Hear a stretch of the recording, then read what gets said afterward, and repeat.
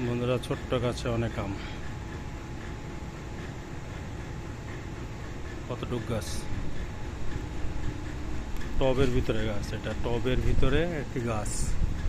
আম দেখেন,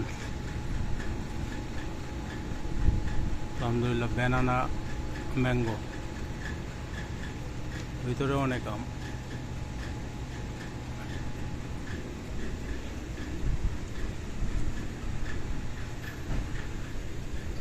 আল্লাহ, অনেক সুন্দর আম ধরছে, আলহামদুলিল্লাহ, মাশাল্লাহ।